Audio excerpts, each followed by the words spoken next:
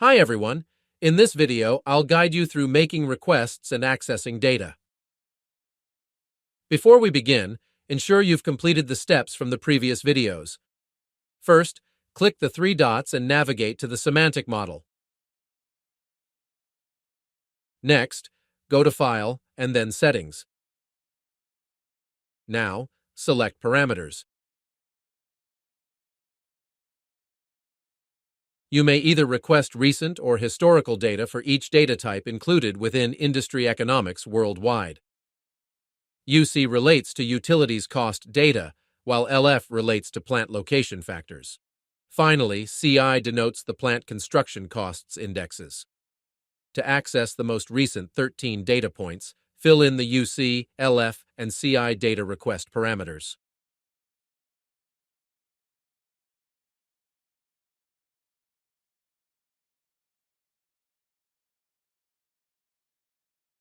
To access historical data, use the UC, LF, and CI historical data request parameters.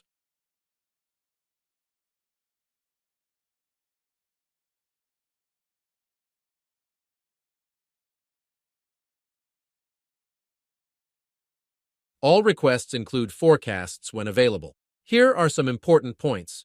Enter assessment codes as a comma-separated list. Each parameter can hold up to 40 assessment codes.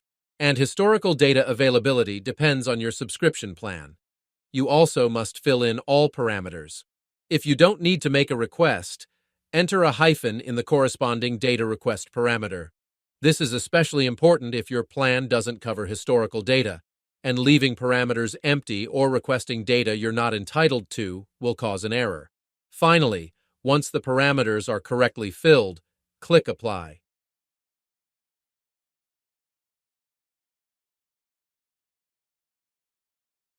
Then go back to the semantic model and refresh the data.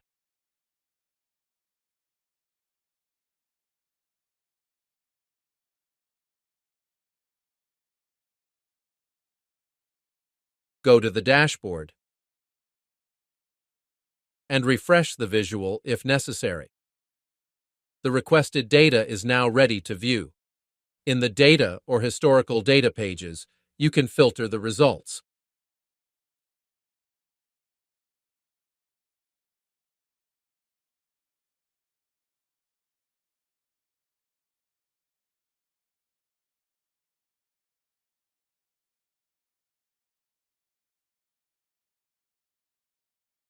Keep in mind that every time a new request is made, the results from previous queries vanish. Therefore, we recommend you download the requested data to store it and avoid wasting requests. To do this, simply click the three dots on top of the graph and click Export Data. Select underlying data. Finally, click the Export button. That's all for now. Thank you for watching.